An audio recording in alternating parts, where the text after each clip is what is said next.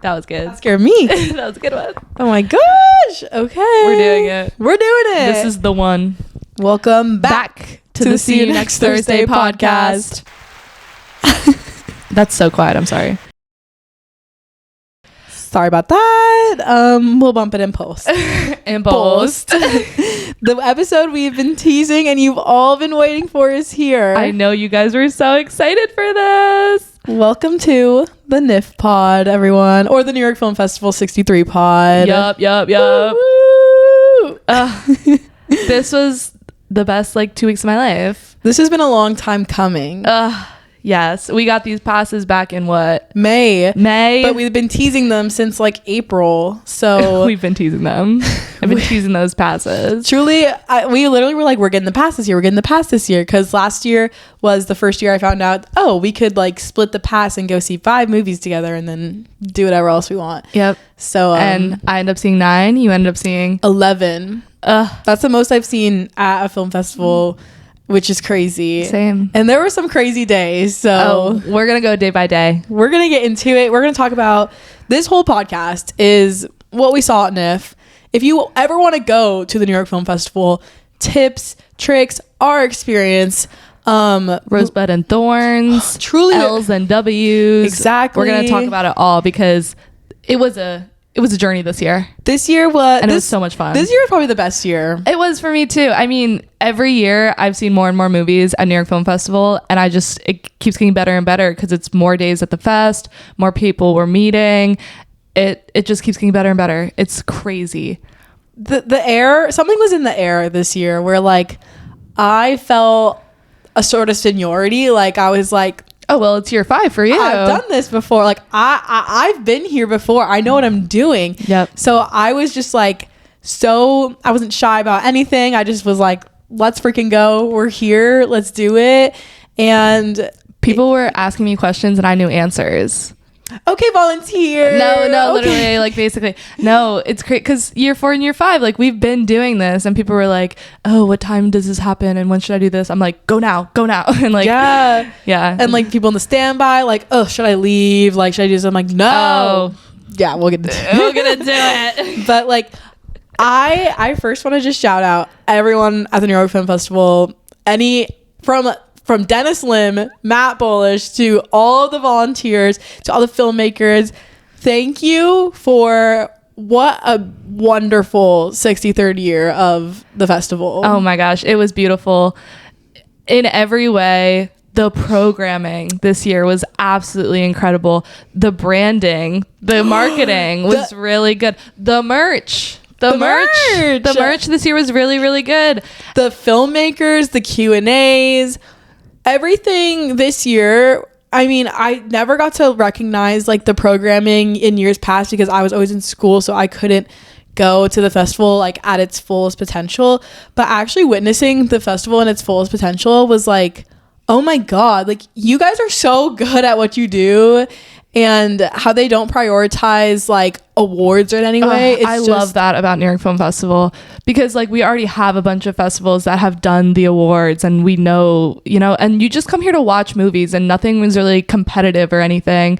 Maybe the secret screening this year was a little bit like that. It kind of felt and we'll talk about that, but it's just so you're there for the love of film and not for oh, I saw the movie that won the Golden Lion and stuff like that. And it's you do because you know what has won awards before, but you're just here to just watch and enjoy the Q&As and see the directors in person and be surrounded by really cool people. Because also the people we met just sitting on the stairs and in standby lines.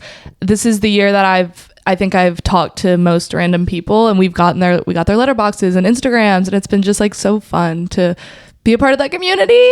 Yeah, this year was so community driven and based, and it was such a the experience of this year. It felt like magic in the air. It just really felt we found our footing with everything, and we had so many wonderful interactions and experiences, and this place continues to be a safe space for us, but also film lovers.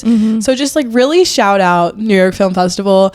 I know we are the last festival of it all, but it's the best festival. It really is. And I you know we're serious because the movies come out like a week after. Some of the movies come out month after, week after, but we're still spending however much money to go see these movies because we just love it so much. The experience of no one has their phones out during the movie. Like that's like a big one for me. I get really peeved about that. And like everyone puts their phones away. People are locked in. Hey, there might be a couple walkouts. It happens to the best of us, you know, and every movie. But like people are paying attention. They're being respectful. And if they're not, it's normally like one or two people and you don't really notice it. But yeah, just the people who attend this festival, you can tell how dedicated they are to the art of film. And a lot of times it's people who worked on the films. It's people who also make films themselves. It's just like a really wonderful group of people. I'm just beating a dead horse right now, but I just can't get over it. I love it there. And like that's why going to a film festival as a film lover is so beneficial, because the crowds are so responsive and reactive to film. And so like nothing beats that like opening night energy of everyone just like, you know, when you go to a movie theater, like at your regular movie theater, that opening night energy, everyone's so excited. That's that energy, but every single day for every single movie. Doesn't matter if it's a main slate, a current, of like, it just does not matter. Everyone is excited to be there, and everyone is, their full attention is here for the movies, for the love of movies. That's why you should go to a film festival. Genuinely. And even if it's not like a big name film festival, like New York Film Festival, there's got to be a film festival in your city. Like wherever you're watching from, go to the tiny film festivals. I've gone to the Indie Shorts Film Festival in New York City. That one was really good. Just like support these people who are doing the hard work. Film festivals are normally run by nonprofits, so they don't like, you know, have a lot of money. Obviously the bigger ones like have a much more of a budget, but like there are local film festivals everywhere, and I'm sure you'll see some really cool cinema if you go. So like, but also come travel to New York for the New York Film Festival. We met a lot of people who had taken planes to travel to New York just for the festival, and we're like, that's super cool. And like stay for like 2 weeks. Yeah. They are just staying to watch movies. Like they're like, yeah, I know some people, but like we're mostly here for the movies. Yeah, so like, cool. Oh my God. And like the fact that we live here, we are so lucky. So lucky. And thank God for it. Yeah. Thank God. Because we almost died this year.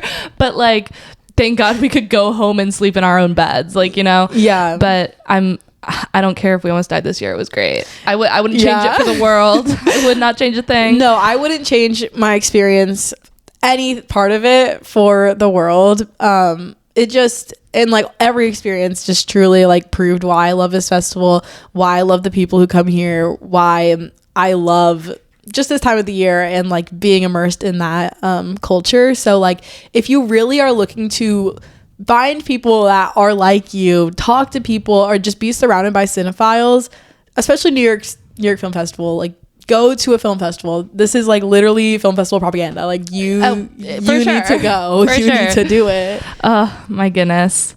Well, should we get into it? Yeah, we just got to get into it. Wait, do you want to start with our like Rosebud and Thorn, our W's and L's, or just talk about it? Like, yeah, we can start with the W's and L's.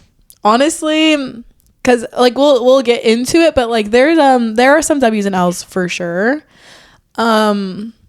A big rose for me this year was buying a freaking pass. Yeah. Buying the pass changed the game for us, honestly. It was really nice. Every year we have waited in standby, and there's no guarantee. If you play it right, though, which we do. We always do. If you play it right, you can get everything you want. But having a pass, like, just completely elevated the entire experience. Highly recommend getting a pass, even if it's like 5 film pass, or there's one pass I don't heavily recommend, but like, and we'll get into that. Yeah.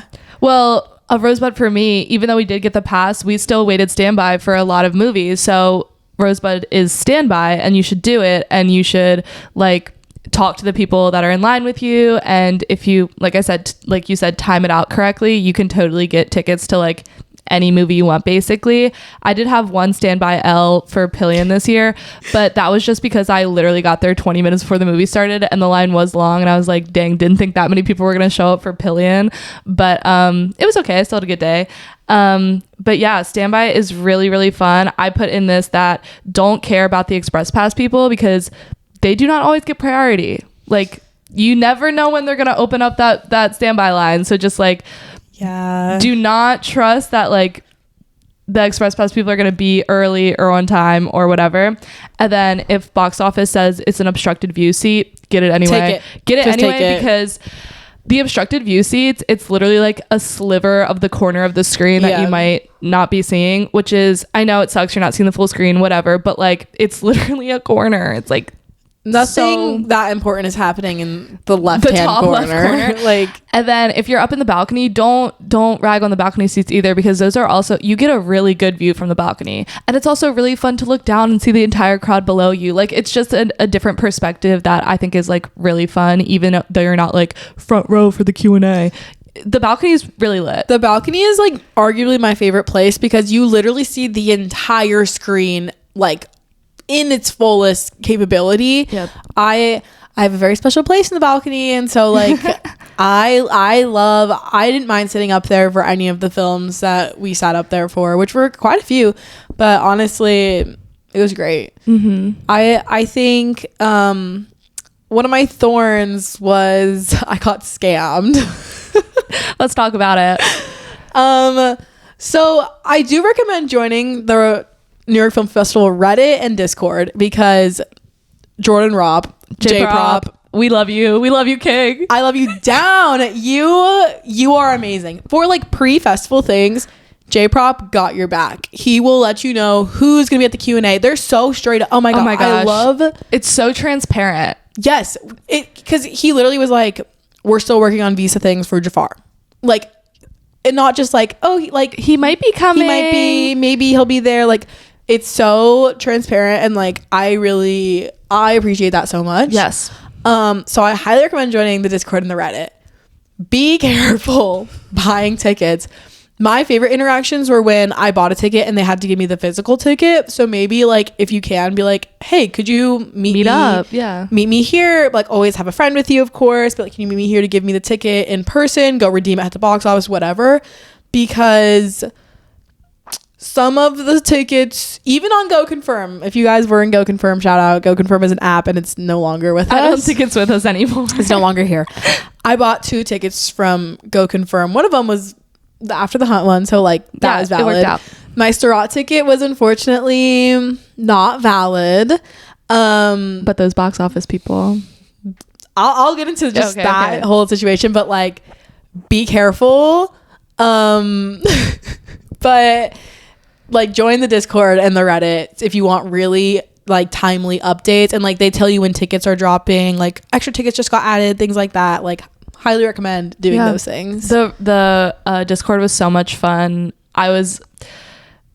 We'll get into it, the secret screening, but like I wasn't there that night, but I was scrolling the Discord and it was like so much fun. And then like there's like a whole meetup chat on Discord where you can like meet up with other people. I never did that because I'm a little scaredy of that, but it seems like a really good time if you just like want to connect with other film lovers and people who go to NIF. So there's a film discussion channel where they talk about films. There was one battle channel, there was After the Hunt channel, there's channels for everything, and there's still channels that are going on today about like different things. Of course, the movies are showing at Film at Link.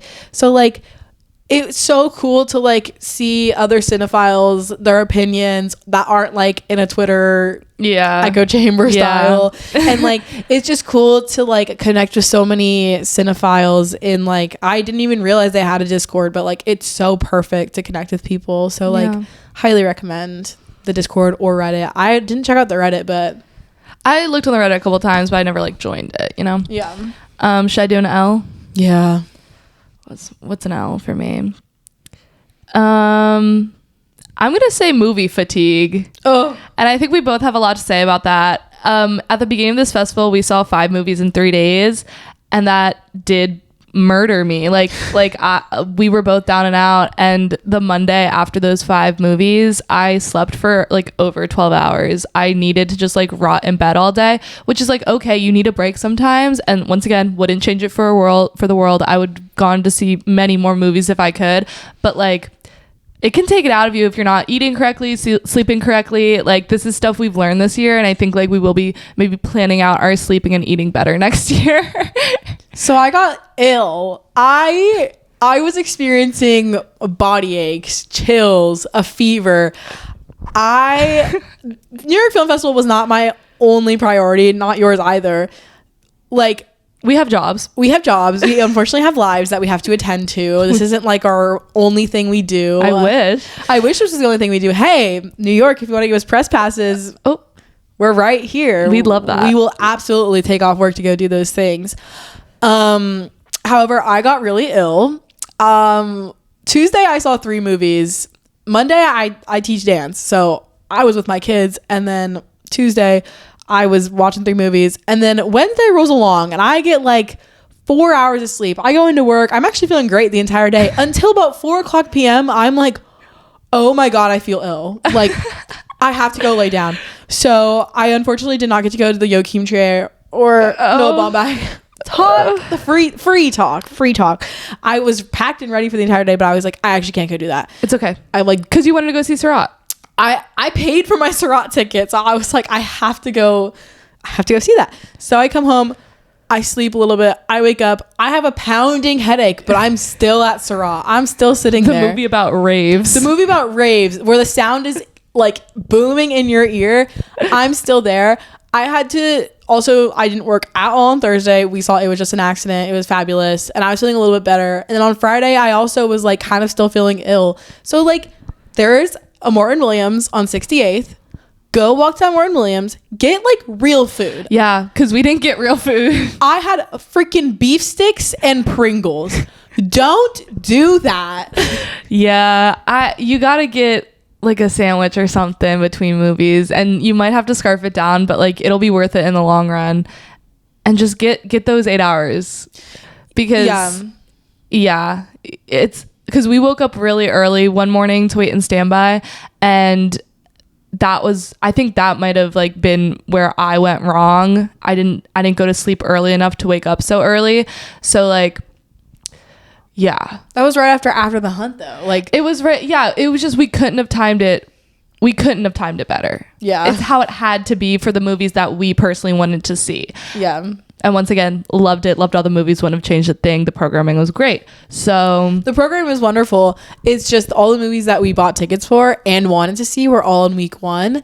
So we honestly got really big movie fatigue, and we also have to do the podcast. So we were seeing movies for the podcast. We were not only doing the movies at NIF, but we were doing the movies for this. We were at work. Like, I'm choreographing. I'm and my other things that I have to do for life, and like, it's a lot. It's a lot. I also had like no food in the house. I didn't have like I didn't have time to buy groceries that week, and I took off work for the opening weekend of NIF, so I had like no money in my bank account. Yeah. So this is sounding really bad right now, but it was trust, we're okay. I'm fine. Like, I got groceries and I got paid, but like, I knew that not getting a paycheck the next week was going to be rough, and but I did save enough for, waiting standby and getting those extra tickets. But yeah, just stock up on food, go to the Morton Williams, get your sleep, be smart about it. Smart. And if you're traveling from somewhere and you have a hotel, use that hotel room, sleep in that bed. It'll be such a blast if you can plan it right. Yeah, like, last thing about it, just plan it good, and listen to your body. Truly listen to your body. This was, again, our first times doing this, because normally, like, I'm a weekend person. I go in the weekends. This was my first time doing like 1 every single day, 3 in one day, 2 in one day. Yeah. Just like, think about your health in those moments when you're planning your schedule, and I promise you, and like, get good food. Yes. Food and drink like really revitalized me. So yeah. And you can bring a water bottle in there. You can bring water. I always had a water bottle on me. The person behind me who was munching during Secret Agent, though. That's a different story. No food in Alice Tully Hall. Don't do that, please. Please don't do that. Do you have any more L's and dubs? Because I have an L I want to mention. What's your L? Well, it's kind of a dub too. I just want to talk about the merch real quick. Okay, I was going to talk about merch. That's a dub because the merch this year was really good. Once again, we're both wearing the shirts. I got the green corduroy hat. My personal L is that I wish I had $1 million trillion to buy everything because I really wanted the tote bag, but I have enough tote bags. Like Frankie stopped buying tote bags. So I did not get the tote bag this year, which I'm really, really sad about. And then they did not have stickers this year, which is a big L for me because I lost my sticker pack from last year and I only used like 2 of the stickers. So like I was like, I need new stickers, NIF 63 stickers.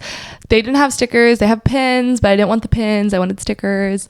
So, and I think a lot of other people consider the merch limited quantity an L, but luckily we got our merch very early in the beginning. So that's like a tip for y'all. If you want merch, get it as soon as you get to the festival because some of the stuff is limited quality and it will sell out. So we bought our merch before Secret Agent, and that's like that was the second movie we saw. That's the second movie we saw. That was like probably the 4th move in Alice Tully Hall of the festival. Just get it early because I was like, no, like let's wait, let's go like tomorrow maybe. And then I saw that Film Society shirt and I heard everyone talk about it and I was like, oh no, we got to go now. We got to go now. And I knew that green hat was going to sell out. And they kept saying, they were like, we're not restocking this. And they did mention that they might do like another color next year. And I was like, that's really fun. That's really fun. But yeah, once that green corduroy hat left, a lot of people were like, when's it coming back? And they were like, it's not. After I think probably Thursday it was gone. Oh yeah, it was gone like within like 4 or 5 days.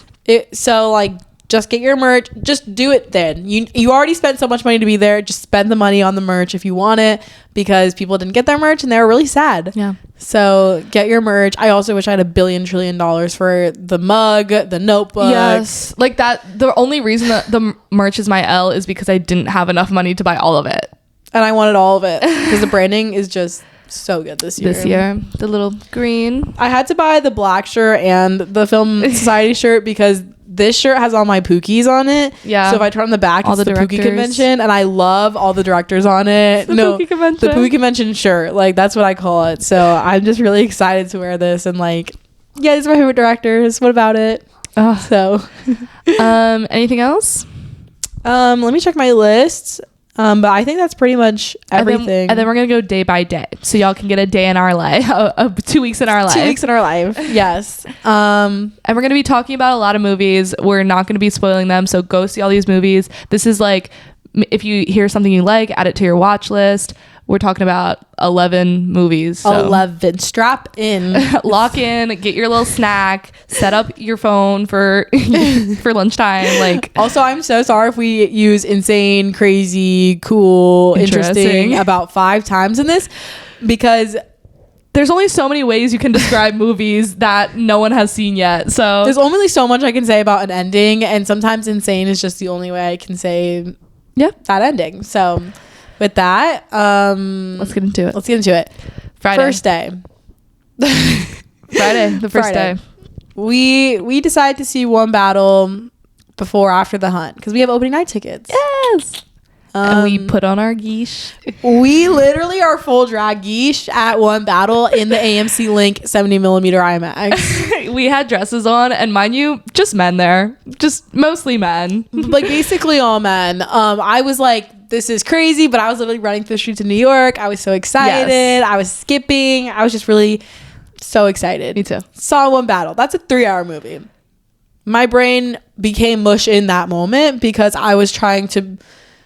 The hype train, as we all know, got us. So I was just really trying to rationalize in that moment. We had so many thoughts after this movie, and then we were like, we have to go see another movie now. Yeah. I was like, oh, cool.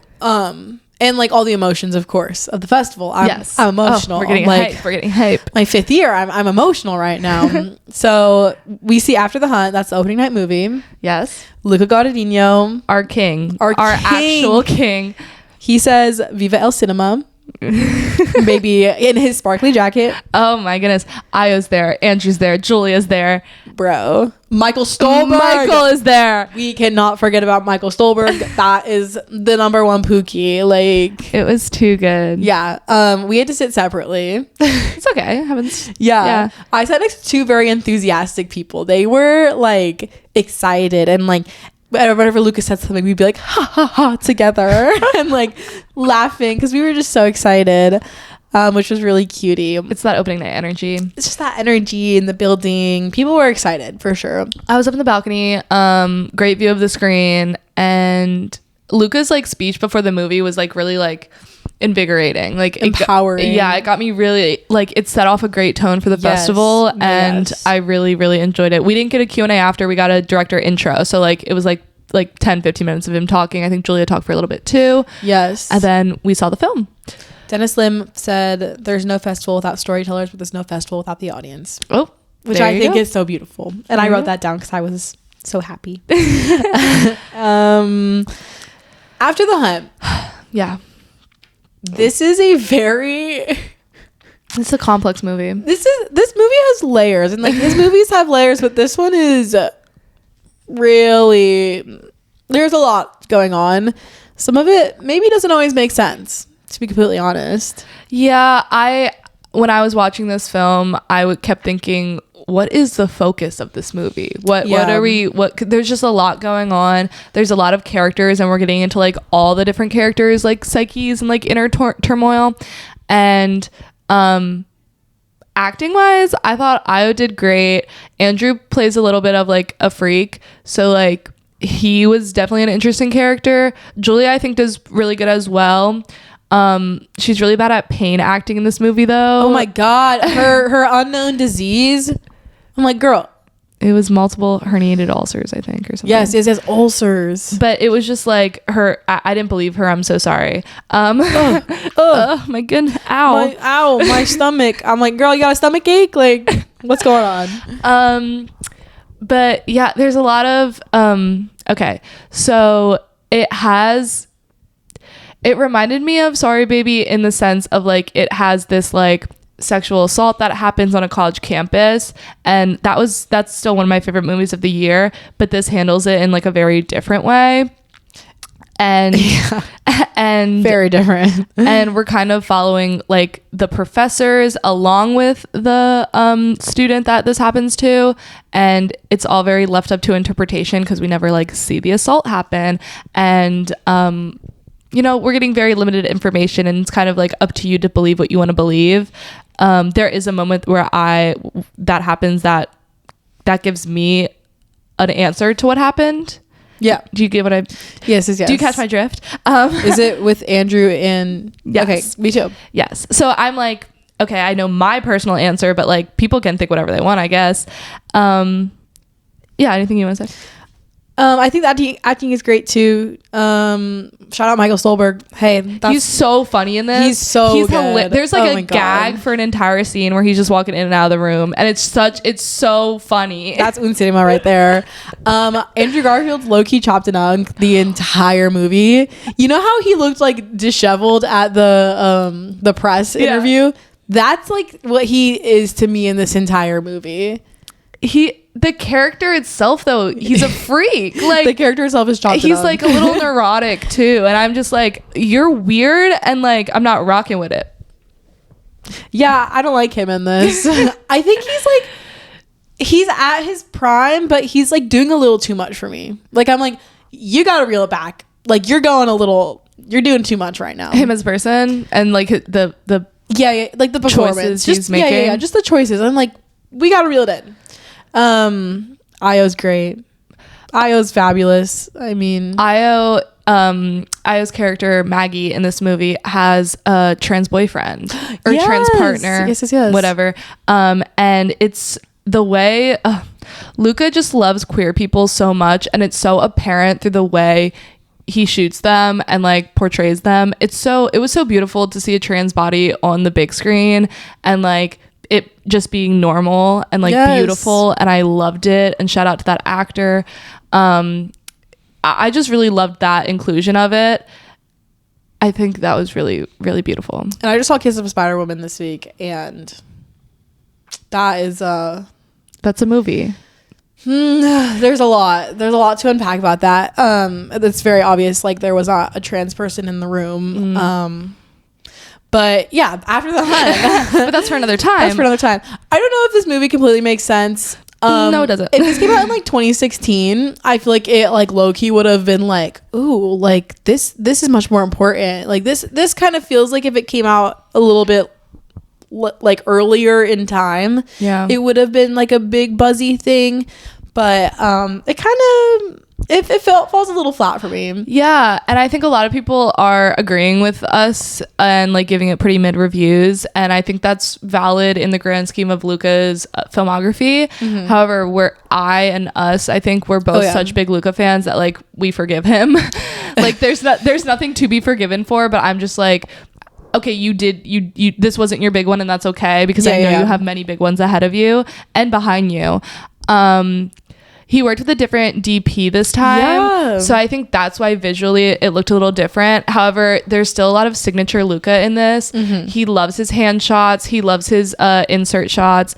So you see that throughout the film, and then at the ending. This is released, so we can. It's like pretty limited. But okay.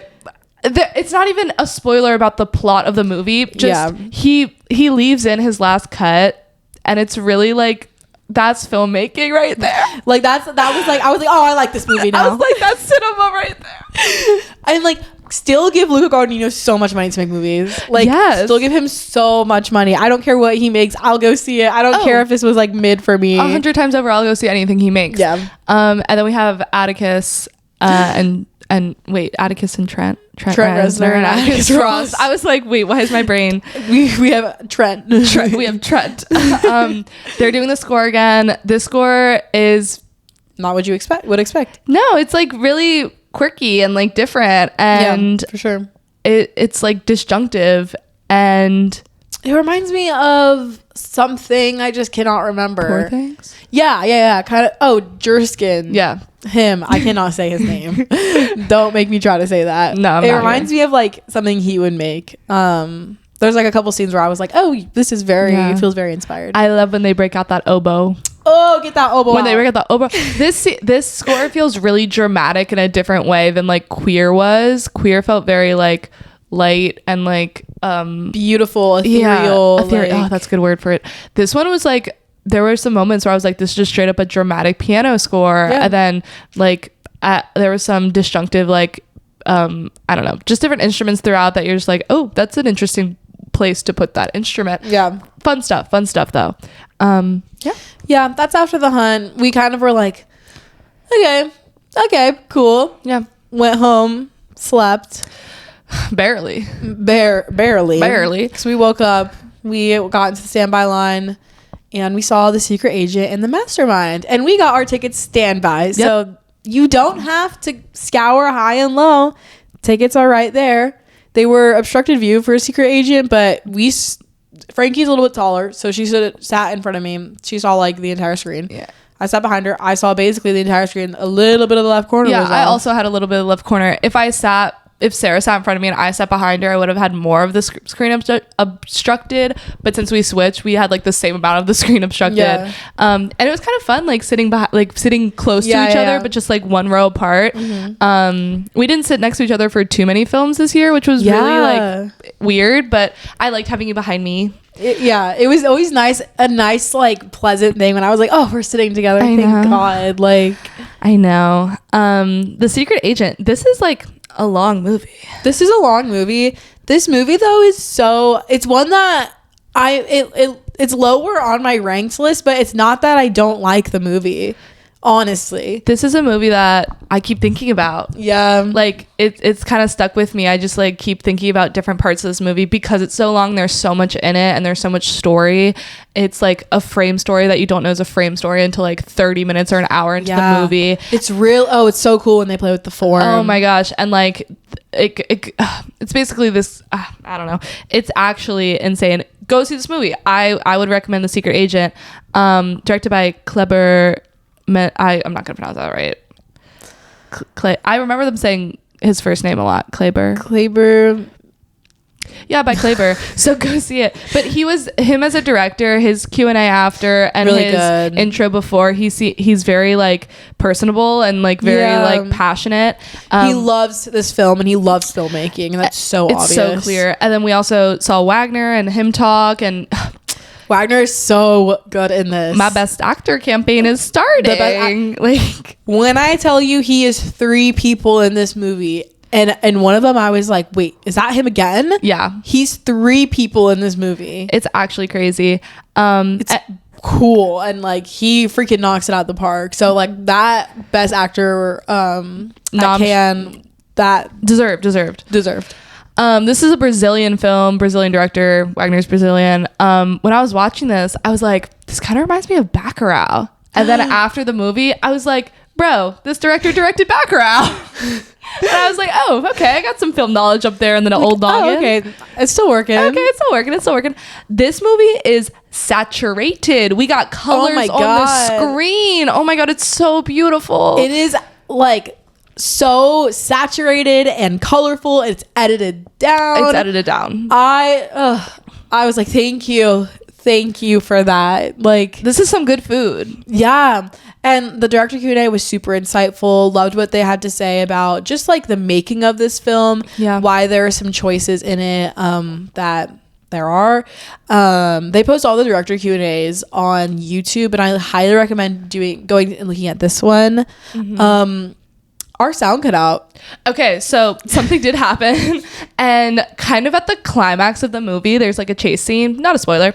There's a chase scene. The sound cut out, and the audience clearly didn't know what was happening. By the way, this year, New York Film Festival got Dolby for the first time. So that was announced opening night the day before, and we all clapped and we whooped and we cheered because, oh my gosh, not that the sound has ever been like bad in Alice Tully Hall, but like adding Dolby is a big game changer. And so clearly the sound cut out. The sound was out for maybe 2 to 3 minutes. It was not that long.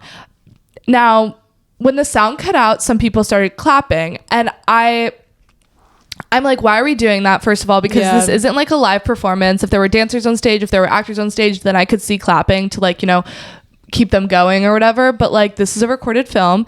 This is a movie. Like, he's still gonna keep going. Yeah, the movie's gonna continue with sound or not. I want to remind everyone that movies used to not have sound. So when the movie sound cut out, my immediate reaction was, Frankie, lock in, because you can still film is a visual language, so you can totally understand what's happening in this movie without the sound. So I just simply locked in and was still enjoying the movie. Now, New York Film Festival has a wide variety of patrons, some of them clearly older and clearly want to see movies with sound with them. So we just had some people in the back that kept going, sound cut out. There's no sound. Where's the sound? Do you not think someone is backing that booth trying to get the sound to work for the past minute? Like, someone is trying. No one's going to let you watch the rest of the movie without sound. They're not going to pause it either. You think you're going to pause a movie at New York Film Festival? Like, that's so disrespectful to the director too, and go back. I don't think they can go back. No one's going back on anything. Watch the movie. Did you just close your eyes when the sound cut out? Because like, there's still something projected in front of you.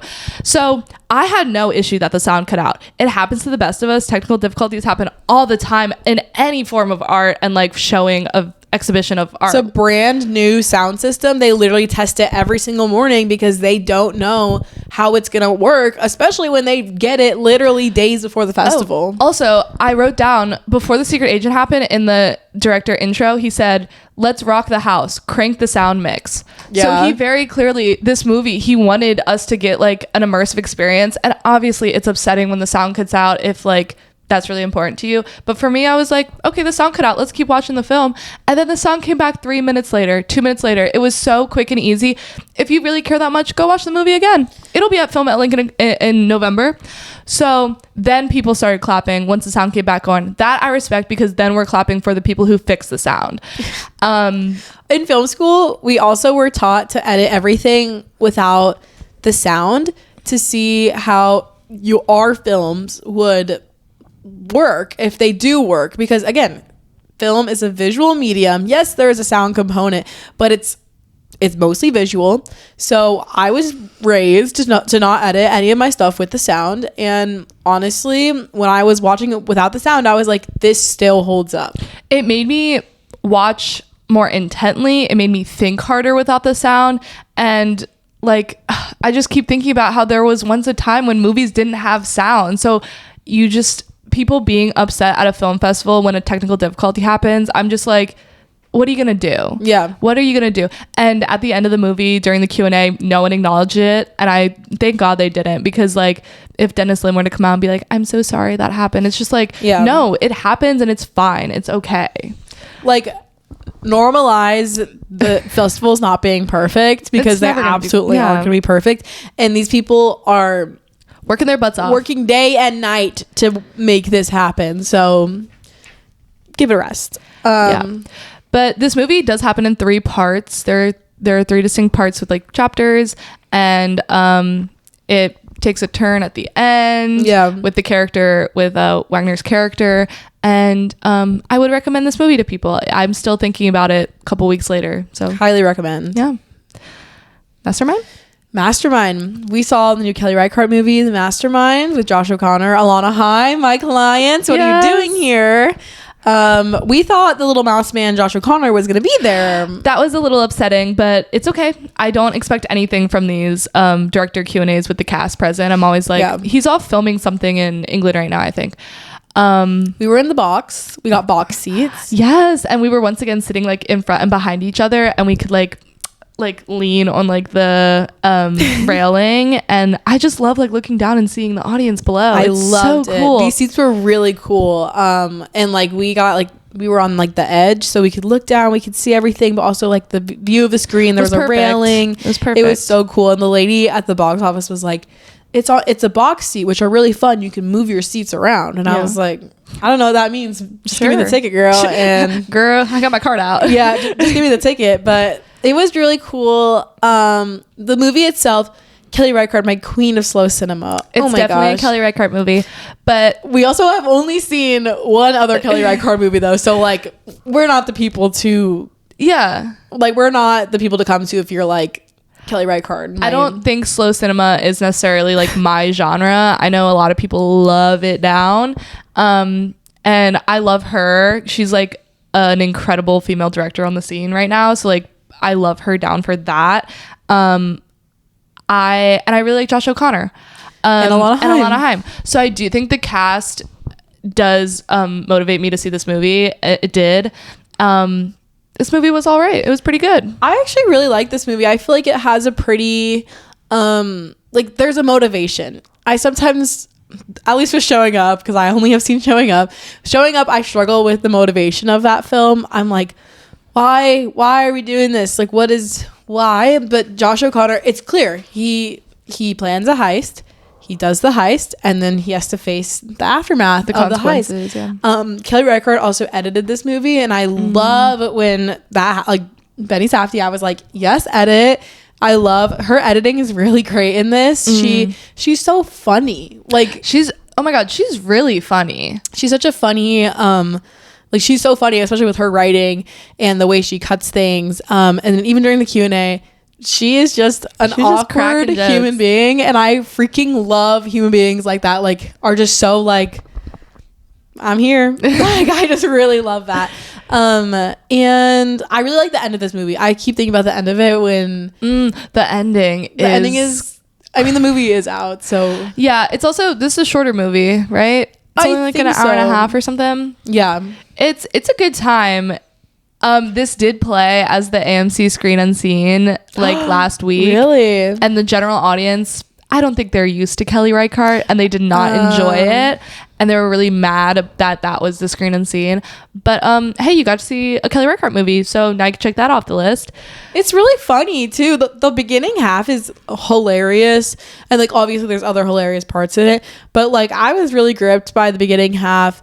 It like does the Kelly Reichardt thing in the middle, and the ending like no, you're right, like, you know, and the ending wraps up really fun. There's a really cool jazz score underneath. Oh yeah, I really did like this score. There's a lot of jazz scores, but this jazz score in particular, like I really felt like it's like pulsing. Yeah, it's really Yeah, it's pulsing. That's a good word for it.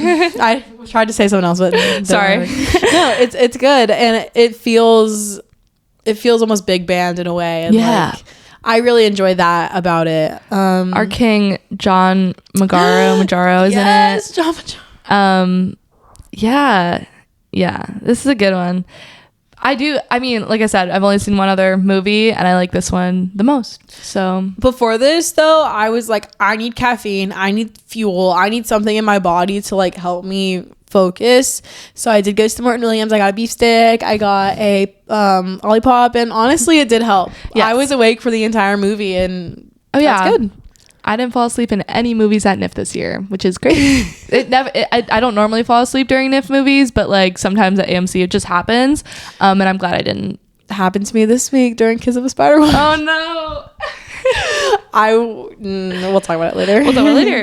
Next movie. The next day, we had one movie to see, but we were kind of mush. At this point, we were already feeling mush. We like had to. This was a noon movie, so we had to like wake up and get our butts up and to Alice Tully Hall by noon, and we did it.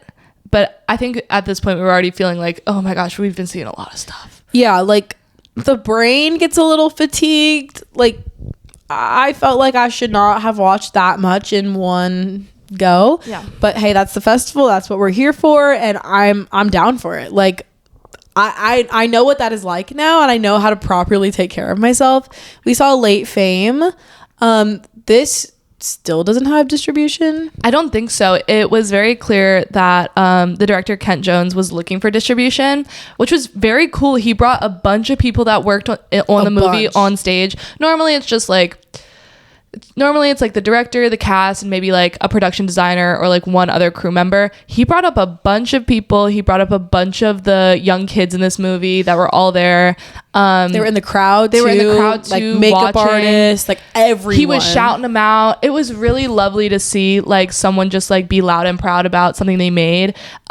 This movie is 90 minutes. The other movie is like almost 2 hours. But Late Fame is a quick 90 minutes. And it has Willem Dafoe. It has Greta Lee. It has this young breakout star, Edmund Donovan. Cool. He was great. He plays a little freak. He was great. He was really good. This is such a New York movie. He scared me. It's such a New York movie in a way because they're all NYU kids. Bro. Like they are such NYU kids. This is no disrespect to the NYU kids.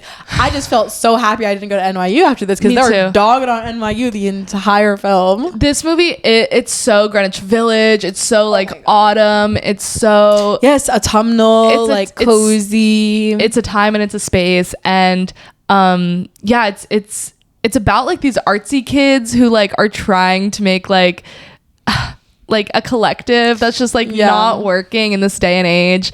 And there's some really funny gags. Like there's a scene where we see this guy's apartment and everyone just burst out laughing. And he's like, oh yeah, my parents pay for everything. Like so typical young rich kid moving to New York City. He's like, I do poetry. Yeah.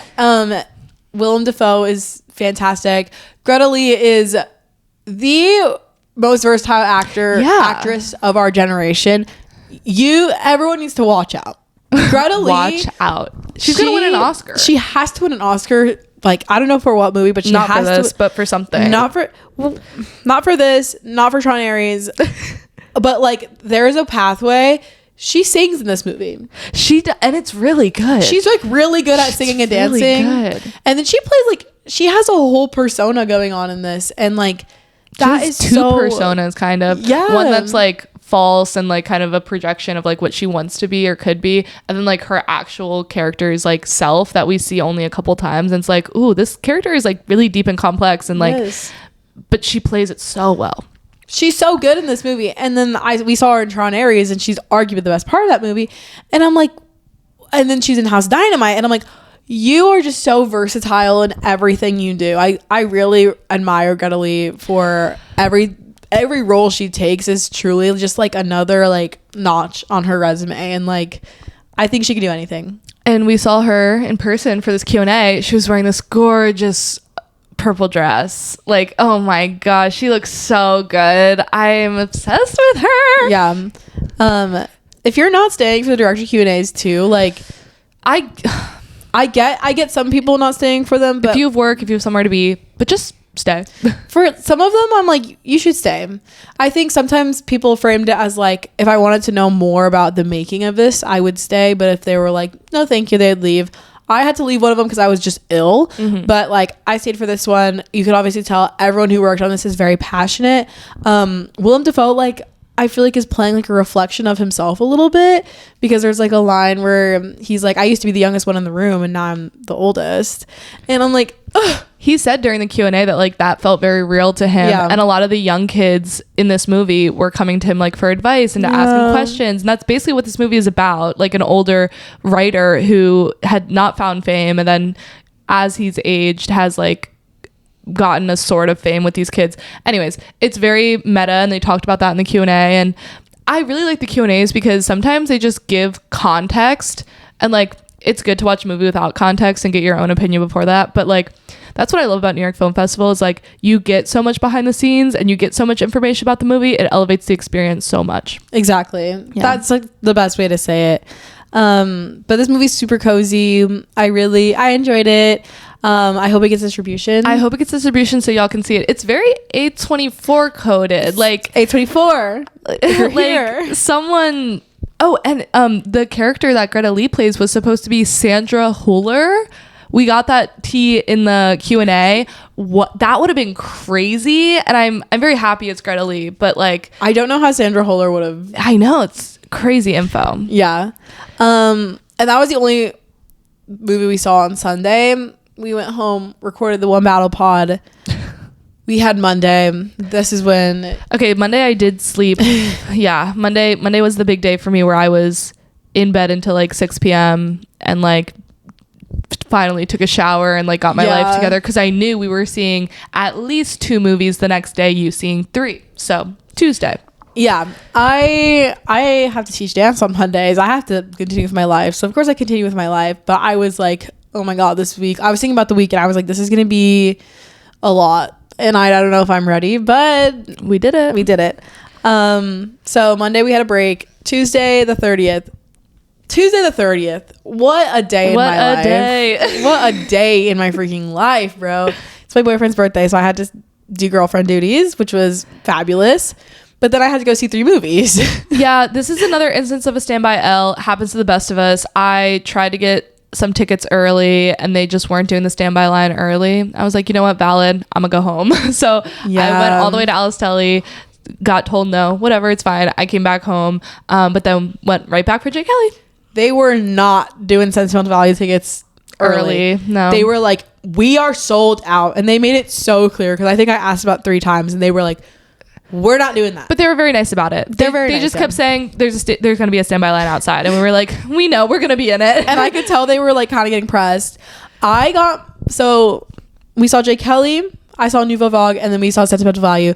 We did not have Sentimental Value tickets at the beginning of this day. So I'm stressed. This is my most anticipated movie of the entire festival. We didn't get this as a part of our like pass. Like it was already sold out by the time our passes were time to buy, you know, our tickets.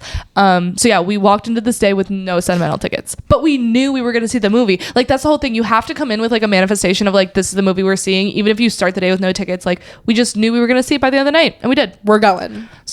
So we saw Jay Kelly.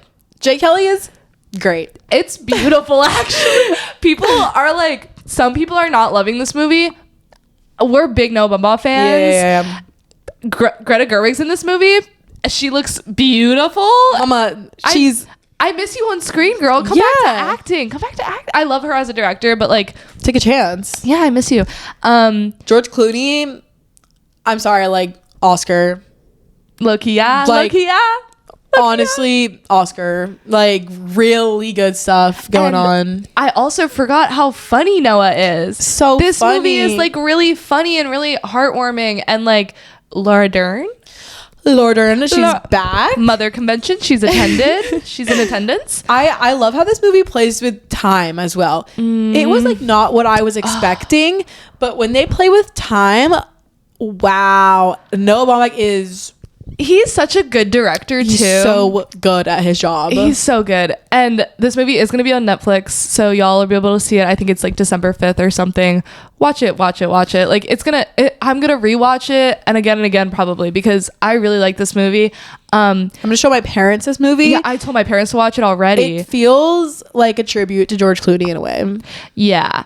But just back to the direction of the movie, there's some really cool filmmaking stuff where like we're in a mirror, they take out the mirror like with a camera change and then a cut, and then we're on a sound stage when we thought we were in a train car. Like, people are gonna watch this movie not obviously picking up on that stuff, but like some people do, like we did, and we were just like, what the hell is going on right now? This is insane. The whole opening, and it's on a film set, and it's just taking you through like what a film set is like. Magic. Such magic. And then the final scene in this movie, did you cry in this movie? Boo-hoo sobbed, bro. Bro, this was the beginning of the end for me.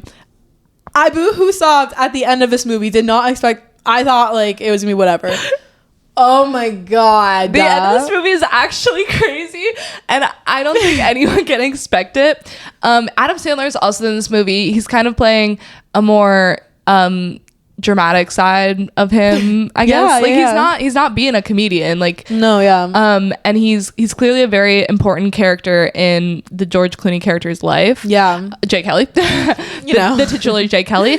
And they have an interesting friendship, those two. Yeah. But the ending is really heartwarming and really like a reflection of the past, nostalgic, and if you love George Clooney, like, please lock in. And also just like cinema and like actors, like, because you can project George Clooney as any one of your favorite aging actors or directors, just like watching their life pass. Yeah. It's like really sad, but they have a moment where they grab hands. And this is a me and Sarah thing. Me and Sarah did this all the time. So when Adam Sandler and George Clooney did this on screen, we were gagged and goofed. They were like this. And trust, we made a sticker out of it. And trust, I was like, I need that right now. Literally right now. I need the holding hands in the theater, because it says a masterpiece in the one I made a sticker out of, but like 5 stars, a masterpiece. 5 stars, a masterpiece. Also like, girl dad movie. Yeah, for sure. Heavy girl dad movie. I low-key forgot about like Queen, isn't it? What's her name? Oh, Elvis' granddaughter. Yeah. Pookie. Wait. Give me a second. Riley Keough. Riley Keough's in this. Billy Crudup. Wow. Mama star. Wow. I mean, we knew this kind of from his like work on other stuff, but like, dang, he plays in really, really. But yeah, like the whole ending, I just cried the entire time. So. And I was yawning a little bit during this movie, and my eyes were watering. And Sarah was like, "Were you crying?" And I was like, "No." I thought you got into it with me, but that's okay. All right. Jay Kelly was great. At some point, I will cry with you. But I highly recommend Jay Kelly. Oh my gosh, yes. People, this is mixed, but like, it's in my top. Let's just say that. Oh, okay. I saw Nouveau Vogue like pretty close after this. How did you get your sentimental ticket? I bought my sentimental ticket on Discord. I swiped up so fast on that want to sell, because all day I've been having bad luck, and I swiped up so fast. I said, me. And they DM'd me. They said, it's $50. I paid $50 for the balcony. For the balcony. I know. I hope my family does not watch this. I know. It's insane, but it had to happen. I basically reimbursed you. You did. In a way, a couple weeks later. You did. But so she got her sentimental ticket. She already had Nouveau Vogue like planned and ready to go. I was like, I still need a ticket for sentimental. I'm gonna go wait in the standby line. So immediately after Jay Kelly, we went to the standby line, and I'd say there's about like 7 people in front of me. Yeah, it was very good timing. nice. Good timing. Also, I was starving at this point. Sarah had like 20 minutes to run and get us both food. Thank God for that. One of the best chicken Caesar wraps I've had in my life. It was so good. I needed it too. It was so good. Okay, so Nouveau Vogue. Nouveau Vague. While I'm waiting in standby. Yes. Okay. So I wrote notes about this. Nouveau Vague. Okay. I love Linklater because Linklater is right now, he's literally just doing what makes him happy, what like he connects to. He made 2 films this year, Blue Moon and Nouveau Vague. Nouveau Vague is really fun. If you like literally French New Wave movies, you will absolutely admire this because this is just like a tribute to French cinema. Of course, French New Wave cinema. It's about the making of Breathless. It's fun. It's a really fun movie. It's a little rough sometimes. Linklater does not speak French, so it was a little like, hey, what's going on here? Zoe Deutch is in this movie. Zoe Deutch. She's a really bad French accent. Really, really bad. Like, she's speaking French, which is great. Really bad. Have you seen Breathless? I haven't, but I love French cinema, and I was like, it's in black and white. Like, you're just baiting me at this point. There's like there's a part where he like recreates a bunch of French directors in a room together, and it's a bunch of Jacques Demy, Agnes Varda, like iconic French directors. I was like, oh my gosh, like this is so cool. I really grasped onto that part. And a lot of people were like, of course, in like Breathless, when it first came out, everyone was like, awful movie, but now it's like recognized to be one of the most like revolutionary movies of the cinema. Like completely changed the entire format. So which is like, it was really cool. This movie's so funny too. Linklater is such a funny writer, director. I love that about Linklater. We were lucky enough to see Hitman 2 years ago, and that didn't get distribution or a release for another like 8 months after we saw it. So that was an instance of where like going to see a movie at a film festival, you might be seeing it hella in advance. I think a lot of people who have seen Breathless maybe don't like this movie as much because they're really attached to like the source material. I think seeing it without seeing Breathless, you can think of it in like a different context. What's crazy about this movie is that it's so branded to be like, see this on the big screen, and it's just going straight to Netflix. So that's like really unfortunate. I don't know if it really makes sense for Netflix either. Really? I don't think it's gonna do very well in there. Probably not. It's basically all in French, so I'm like, I struggle with that. I don't know if American audiences are really gonna like grasp onto this. The subtitles are like in yellow, which is really cool though. Well, when the movie's black and white, I guess yellow. And there's a lot of new actors in this. Oh my gosh, there's so many new faces. Like some people's first roles, French people, of course, but like they're really great. And I don't know a path for them because I'm not like super connected to like modern French cinema, but I know like this, it's a cool direction for Linklater to go in. I don't know if Netflix completely makes sense for it to go, but I'm happy I saw it because I was excited. And he gives a great Q&A. Like he just gives a really good Q&A. Let me think if there's anything else. Yep, I just like that he takes risks. That was Nouveau Vague. I really wish we got to see Blue Moon at the festival, but it just didn't work out timing wise. I think I'll like Blue Moon more than I will like Nouveau Vague. I haven't seen either, but that's just my prediction. Ethan Hawke is like eating down pretty good. So while she was in that movie, I'm standing in the standby line, I'm eating my little chicken Caesar wrap, film bros in front of me, annoying people behind me. The people directly next to me were okay, like they were actually quite nice, but like I could hear the film bro conversations. That was pissing me off. And then there was a guy behind me who was like, hey, can y'all save my spot? I'm gonna go get some food. And we were like, yeah, for sure, we'll save your spot, but what happens when the line moves and you aren't there? So he went and got his food. I want to say like I was waiting in the line for about like 40 minutes, maybe like 45 an hour. I don't really know. I was kind of just locked into like trying to find a ticket on Discord, but they were getting no one was really selling, and if someone was selling, they were getting taken really quickly. So while she was in the movie, the line starts moving. There was nobody in the express pass line because it was so early. So the regular standby line got first.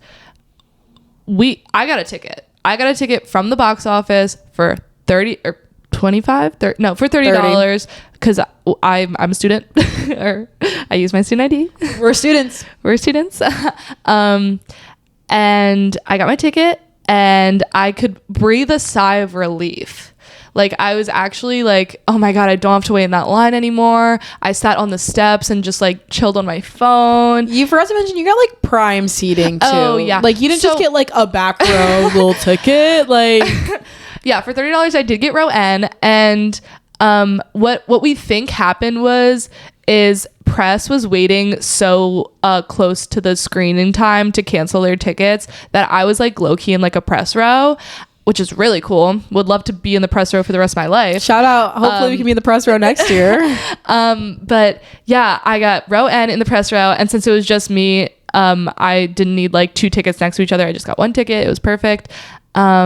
And then and I was willing to give Sarah the row N ticket because I know she loves Joachim Trier, but she went to have a little full circle moment and be in the balcony because she was in the balcony for Worst Person in the World.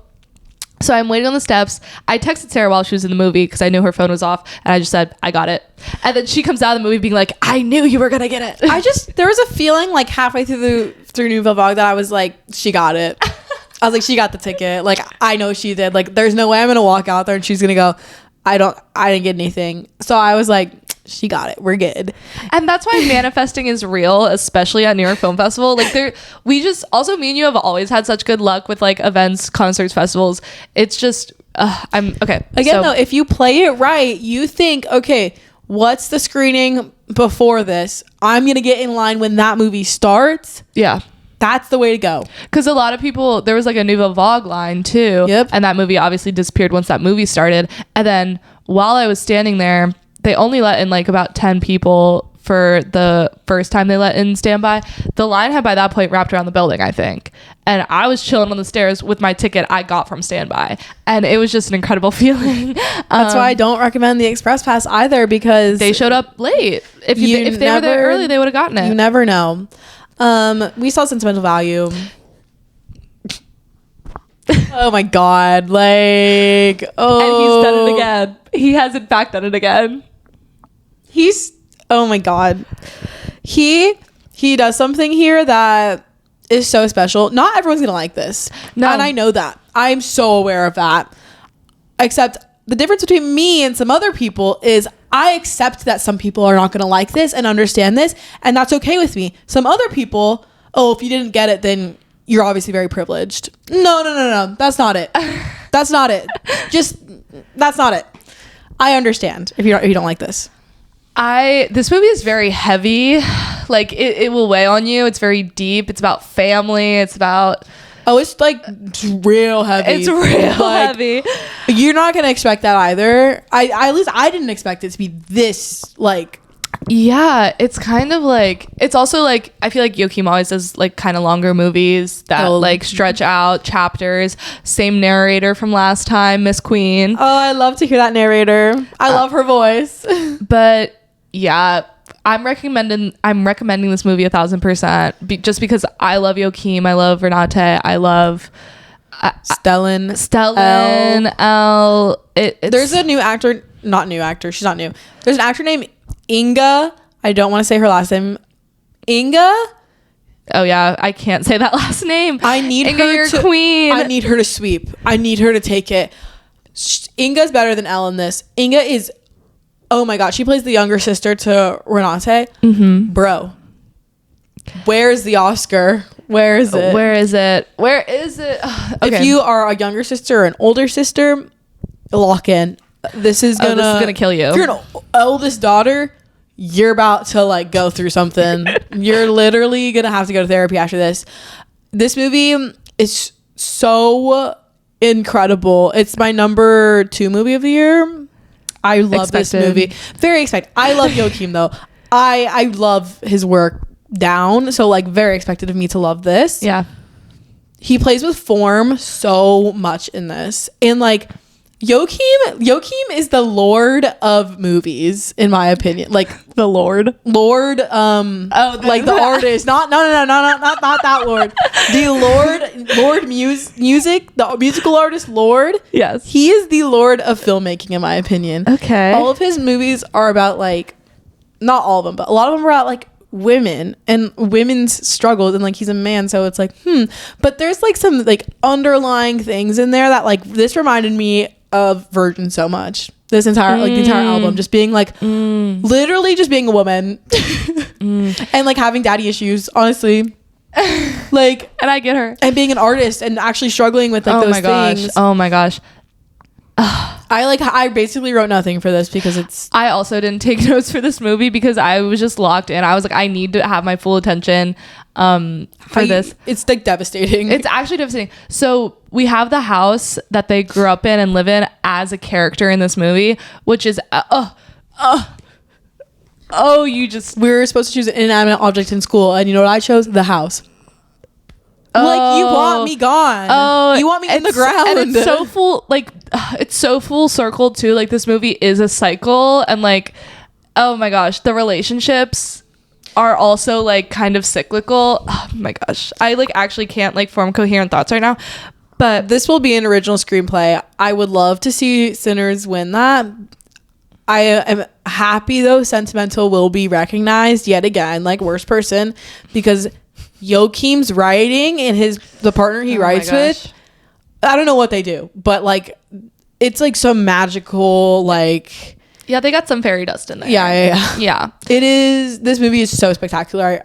I understand if you should go see this, but I understand if you don't like it, so don't worry. Yeah, there are also, I thought this movie played really well to a film festival crowd because there are like two specific jokes that just hit so well with a cinephile and like critic audience. There's one about Netflix and there's one about DVD gifting. Oh my God. And the like those two jokes, the entire house was laughing for like minutes. Like it was like so funny. And like I think those jokes are gonna hit for normal people too, but like at a film festival when like 4Ks are considered currency, like that's funny. And then the Netflix jab, crazy. I didn't know how they got the Netflix logo. I don't know how they got all that. Yeah, and this is a neon release. A lot of the movies we saw were neon releases. They're killing it. They always do. Very neon. This is a very neon movie. Yeah. I'm really excited for this to hit the theaters. I'm excited to talk about it again. I'm excited. I need to see it again. Oh, I need to see it about 3 more times just to understand fully and also just be traumatized. Yeah. Oh my goodness. It was a wonderful way to end off the festival. Joachim said at the beginning, if aliens landed on Earth and they asked me what are the best movies to see, I would tell them to go to the New York Film Festival. Chills. Yeah. Okay. Just reliving that night. I know. It was beautiful. And then Wednesday I saw Sara. Wednesday was when I was ill. I've explained earlier. I was under the weather, and then I also might have gotten scammed. So I did go to the box office, and I was like, my ticket's not working. And she was like, yeah, you can't use that ticket.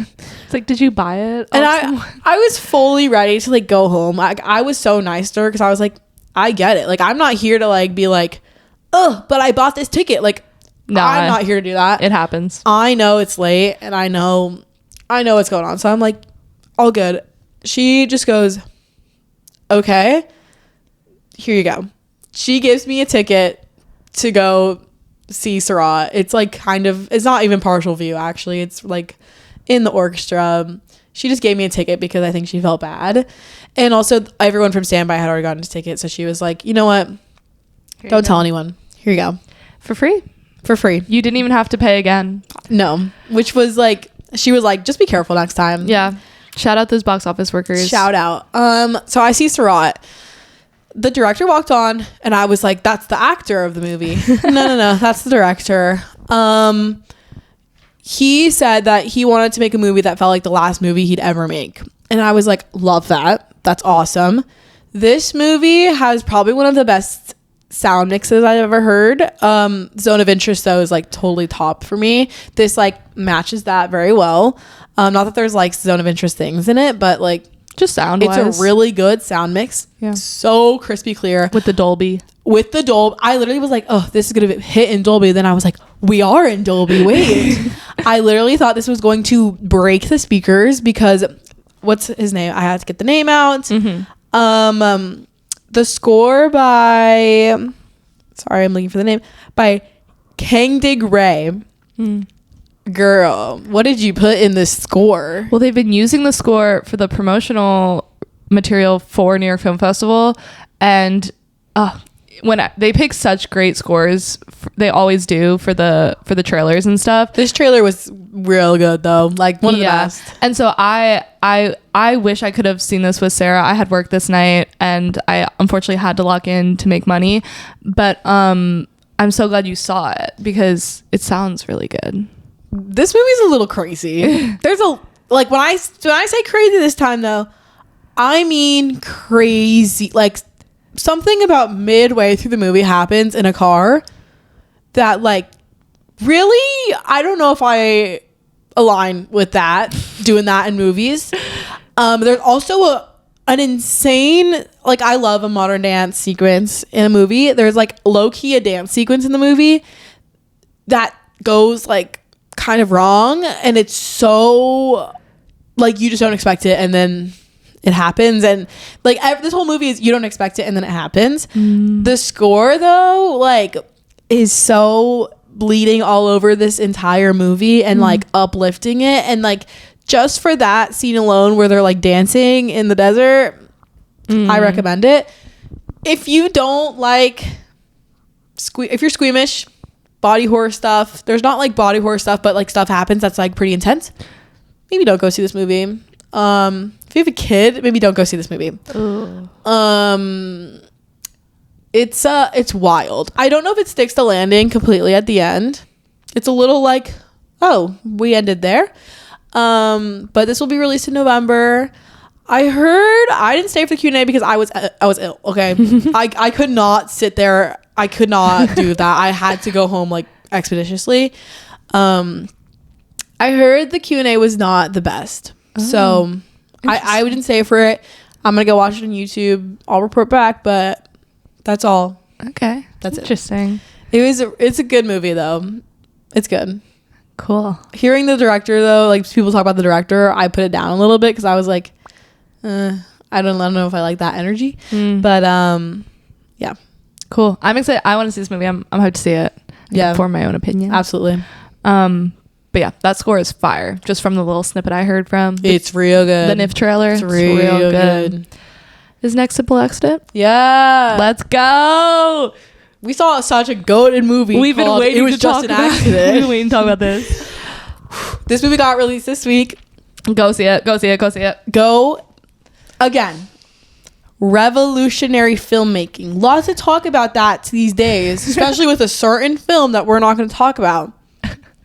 If you want to see the real revolution and real revolutionary filmmaking, go see It Was Just an Accident. Yeah. This is literally happening now. This is a today movie. This is something that it's been ongoing for, something that like American filmmakers, which we'll never understand, is what went into making this film, and also just what this film embodies and what it's about. This movie should have never been made. It did the impossible by having it made.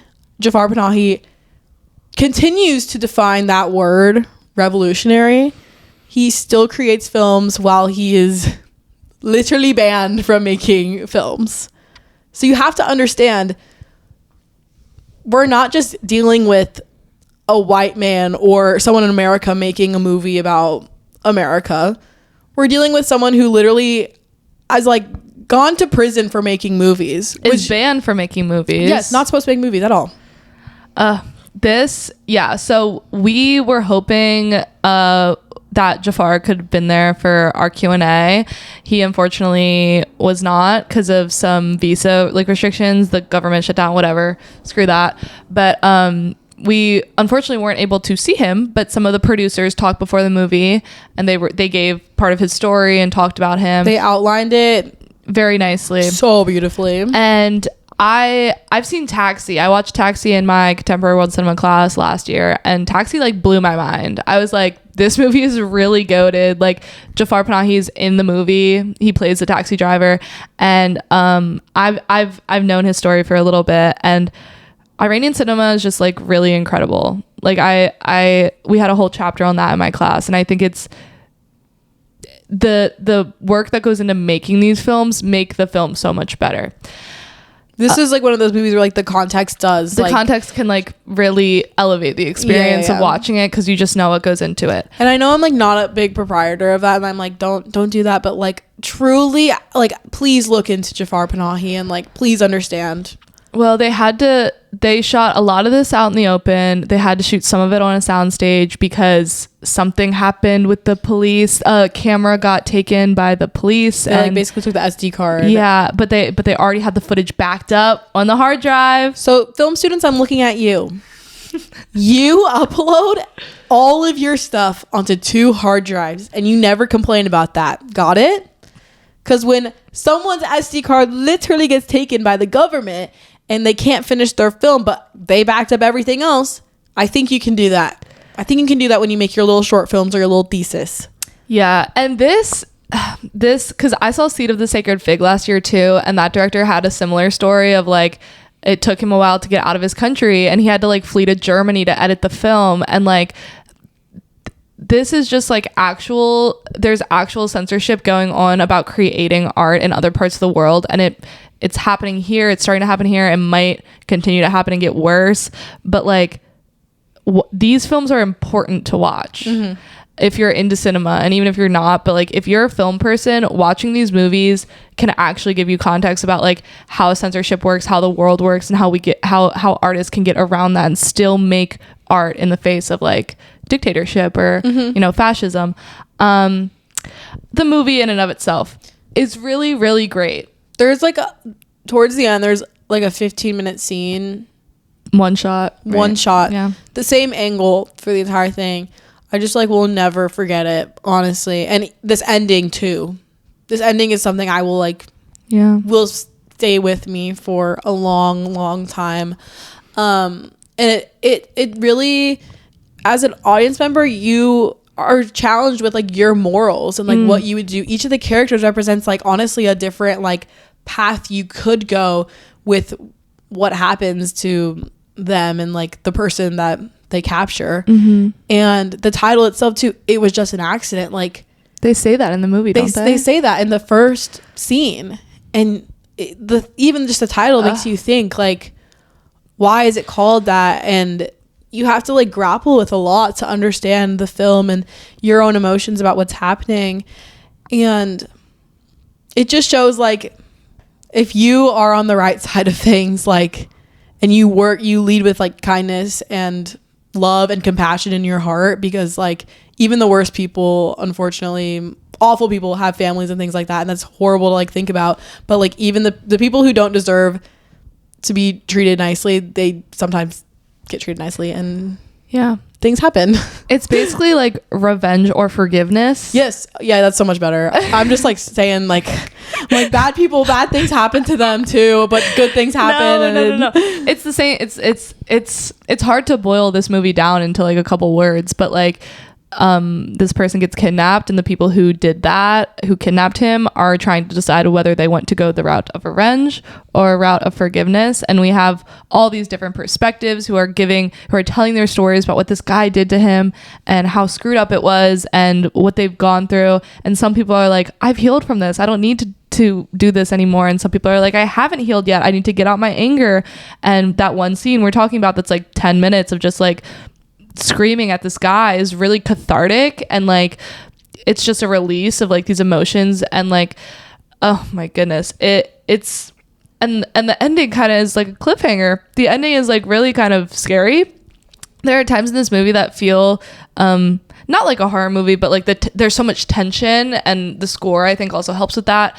But the ending of this movie really does leave you on a cliffhanger, and we're kind of following the back of this guy's head for like the entire last scene, and we just hear a noise that we've heard throughout the entire film, and it's pretty scary. That's the ending, and like it didn't need to go on after that, and I love that choice of like cutting it right there. It's a wonderful, wonderful movie. Yeah. If we want to see something that like really means something, not that other movies don't mean things, like, of course, but like this movie like just really has a lot of meaning, and like it's important to today and honestly for forever. So yeah, I don't think I spoiled anything just then, but just still go see the movie. Yeah, Thursday I was still ill, but I did go see that. Yeah. The next day we saw If I Had Legs, I'd Kick You. Yeah. We saw this at Walter Reed. Yeah. We had been seeing all the previous films at Alice Tully Hall, which we love. Walter Reed is great too. I really like that theater. It's so it cozy. is general admission, so like if you want, that's up to you. If you want certain seats or if you want to sit with your friend, luckily we found 2 seats together. I think every seat in Walter Reed is a good view. Yeah, we were sitting in row C and we weren't craning our neck up. Like it's a really good theater.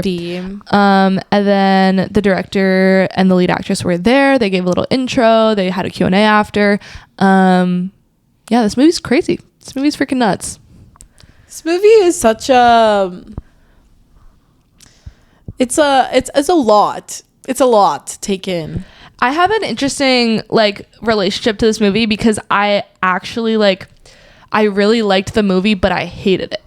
No, yeah. I hated watching it. No, yeah. No, yeah. I hated watching it. I hated the experience. I don't think I'll ever watch it again. Maybe once more, like, or something. I recommended this movie to my mom because I was like, I think you would get her. I think you would get her a lot. But I do hate it. However, movie was great and and like technically beautiful. A lot of close-ups in this movie. The score is really deafening. Some just weird moments. Like it's crazy. It's crazy. If you're a daughter, if you're a mothers, if you're a daughter of a mother, oh my God, this is gonna break you. This was my like third movie I like boohoo sobbed at the end. I cried during Sentimental Value, of course. Bro, this movie is so overstimulating. It's actually insanely overstimulating. Oh my God. And then like imagine the worst day of your life times like 10. This is just this woman's life. Well, this is another great thing about having the directors in person. During the intro, she had us do a little thought exercise where she was like, what's the worst thing that's ever happened to you in your life? Go think about it. And then we did, and she said, what's the worst thing that's happened to you today? And then you thought about it, and then she said, I tried to make a movie about all of that happening constantly forever. And it's so clear, and people are saying, oh, this is uncut gems for women. Yeah, but it's better. I'm sorry, but it's better. Like, I don't really like uncut gems like that. But I see where they're getting that comparison from because it is like really like fast paced and like a lot going on. But this movie is really, really good. We have some other characters. We have Conan O'Brien as a therapist. Really interesting to see him play not a super comedic role. He obviously can still like hit the marks and whatever, but like he's just playing pretty straight. We have A$AP Rocky again. Let's freaking go, guys. A$AP Rocky is killing it. We learned though he filmed this first, so this was his first movie ever. Bro eats. He does so good in this movie. He proves he's more than just the musical artist to actor pipeline. He's much more than that. He's very talented. He's incredible, and I want to see him in everything. He's just charismatic. Like, he is genuinely one of the most charismatic people acting and just him wise. And like the director was like, he didn't even have to like try that hard because that's just genuinely who he is and like how he is in real life. And I loved that she said that. I love hearing that. I was like, yes, of course. That's my Pookie Bear. The director also plays a doctor in this movie. Mary Bronstein. And then another interesting part about this movie is there's a child involved and we don't really ever see the face of that child. Yeah, I love the creative liberty on like never seeing the child, because the director explained it as like, if you did see the child, you'd instantly like empathize with the child more than the mother. Yes. But I love the choice of not seeing the child because it really like, it isolates like that as like an entire like entity, and you only see her reactions to things, and like you do side with her. And I do agree, like if I saw that kid, I'd be like, oh, but the kid. And like, this story is about the mother. It is not about, because the child is going through a lot in this story. She has some sort of disease and like she, whatever. The story is about the mother. It's about like how she grapples with having a kid, having a husband that's not present, being a therapist, her job, and then her house is also in disarray, so she's staying at a hotel. So she's trying to, also the doctor is like basically being like, we're gonna stop helping you if you don't get your daughter gaining enough weight. And so it's just kind of pressure on top pressure on top pressure. It's like about to explode, and that's there's a scene with a hamster that's crazy. Like, oh my gosh, I forgot that happened till just now, but like it just erupts. Yeah, it's like kind of like an ever moving like train that's just, we don't know where it's going in the end. And that ending is so traumatizing. It's really yeah, that's really crazy. She says, I'll promise I'll do better. Yeah, no. If I heard my mom say that, I would literally start crying. I'll be better, I promise. Yeah.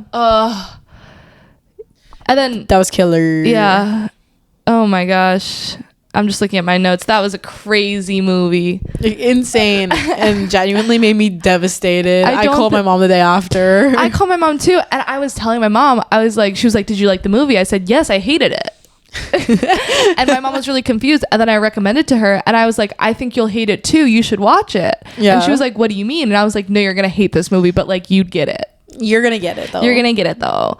But yeah, Rose Byrne is really, really talented. Oh my god, she's like not in the race at all for Oscars, but like maybe she should be. I low-key think she should. Yeah, she's like, I don't know how she does this. She like, I just don't understand how she I don't get it. does this. I don't get it. It's a lot. She takes in like a lot to chew on, and it's a lot as an actress, honestly, to take on. So yeah, but it was great movie. Y'all should see it. And then we had kind of a big break. We had literally a week-long break. Yeah, which was good. If we got the secret screening, then should we do that right now? Should we do that? If we saw the secret screening, then it would have been a little bit shorter. But the biggest L this year was that secret screening. They announced the secret screening. Tickets immediately sold out. It was a Monday night, so Sarah had work. I am free Monday nights, but I kind of accepted that I wasn't going to go. And then the rumor started going around that it might be Marty Supreme. I was like, maybe it's Hamnet, guys. Maybe it's Testament of Ann Lee, guys. Maybe it's like something crazy, like you know, like it doesn't have to be Marty Supreme. No, yeah. And then there was no Discord was like trying to guess, and like J-Prop was deleting things in the Discord, and like they were trying to keep it down. Was crazy. They were trying to keep it low key, but like it was kind of getting around that it is going to be Marty Supreme. And then I knew there was going to be a stand on the byline. I knew it was going to be wrapped around the entire building, so I was like, I'm not going to do that.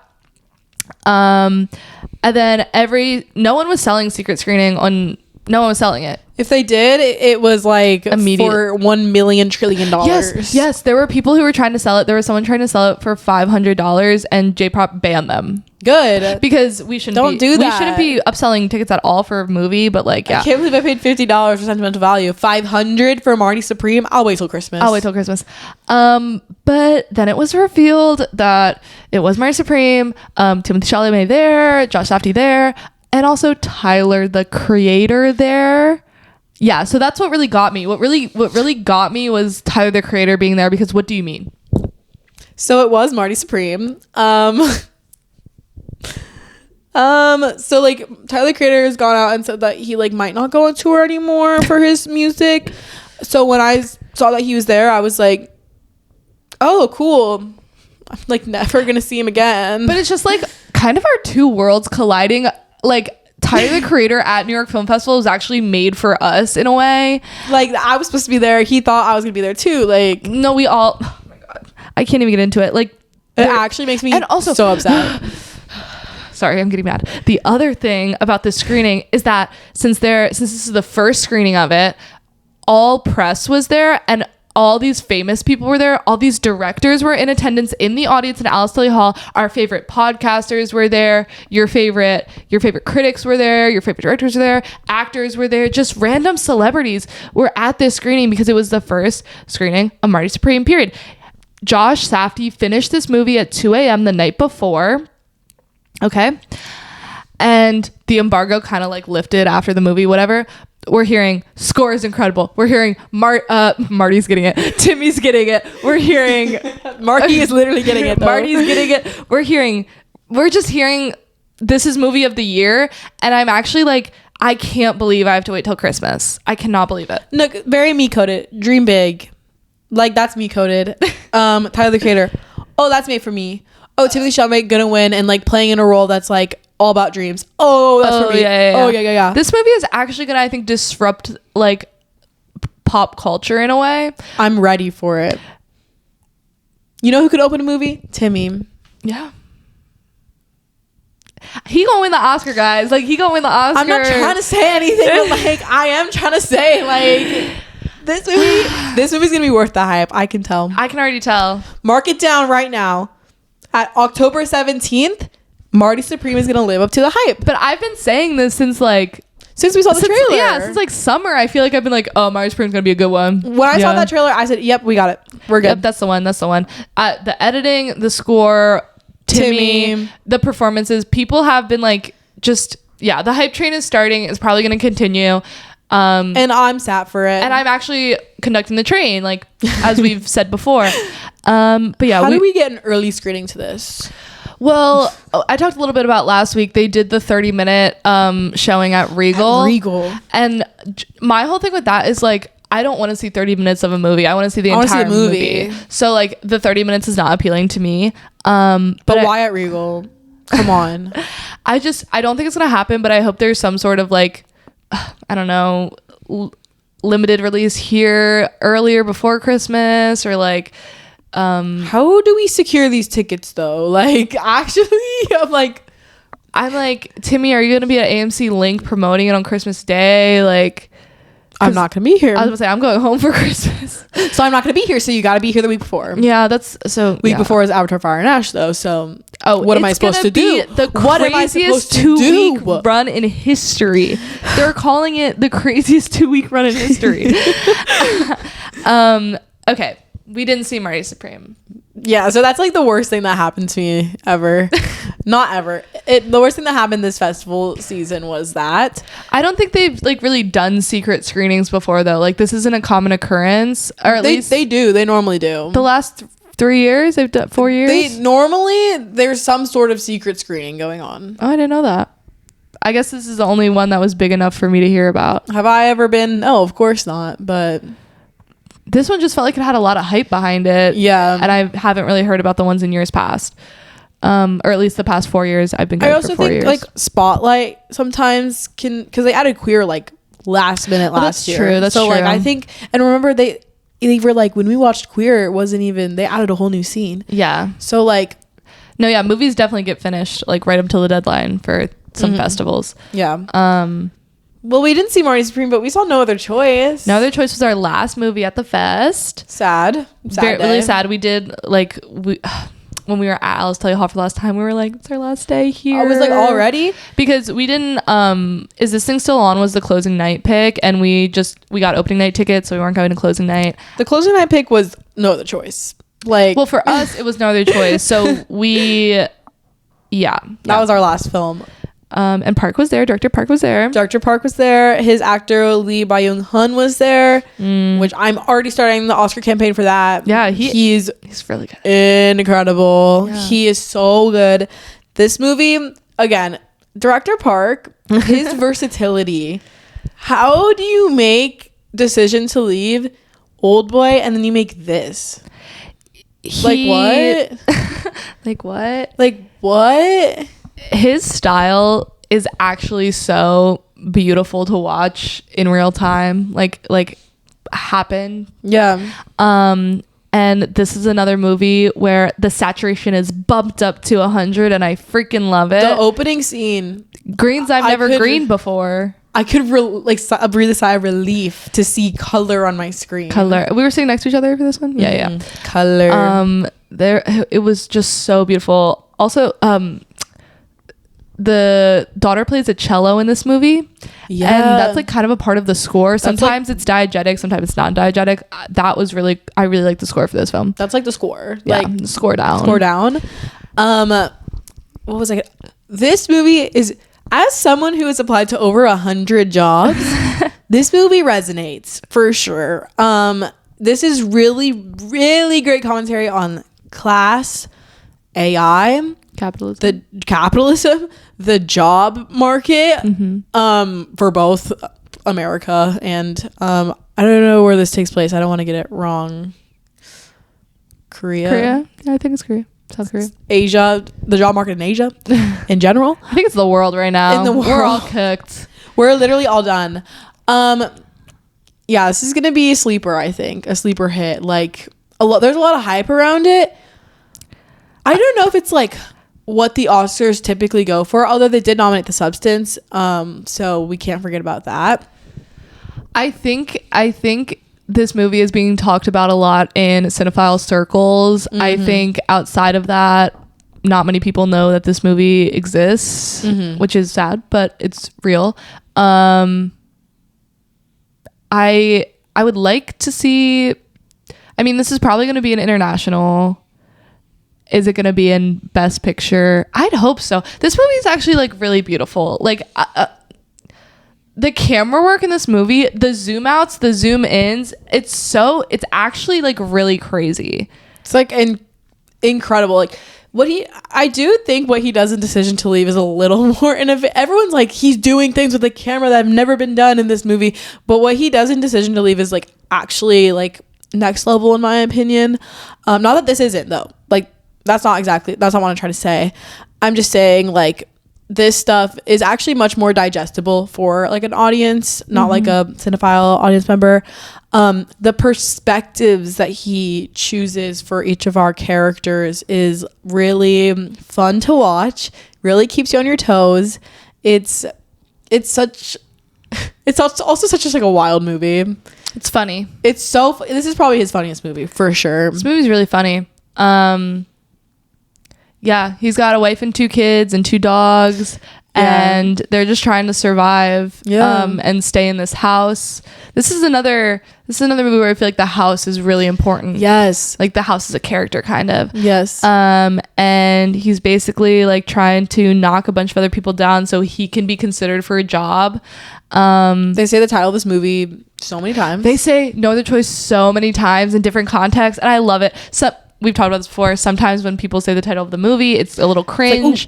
It's like, ooh, why'd you do that? Ooh. But it's happened quite a bit in this festival run. No Other Choice. It's always really good when they hit it. No Other Choice. They're like, well, there's no other choice. I had no other choice. I love when they're no other choice. No other choice. Like keep saying it.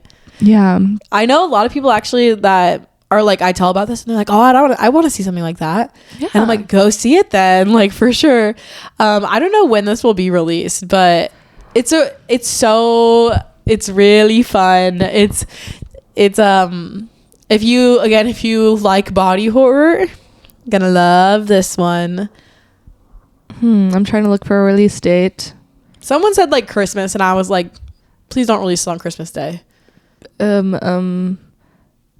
No Other Choice.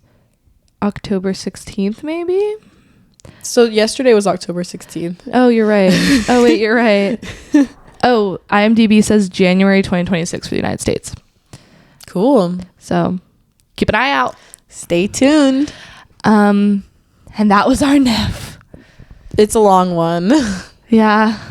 We needed to get this out though. Yeah. We needed to talk about it. Overall, just a really wonderful festival though. We're excited to go back. Always, every year.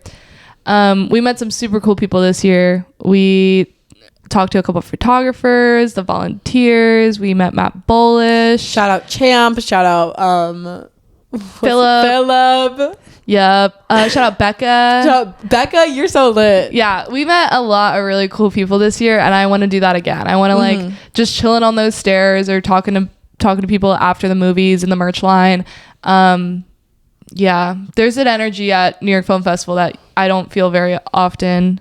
I wonder if it's at other festivals. Me too. Like I really wonder if it's the same type of energy at like Cannes and Venice and all those other places, but NIF is really special. I know like you go to the movies to like not talk to anyone and like be in your own like world, but like talk to people. Yeah. It is fun, like connect with people, and like it's so great to hear other perspectives and just like your close group of friends. It's so wonderful to hear just what like there are people like me out there. Okay, cool. Like, we're all insane about film. Okay, cool. Yeah.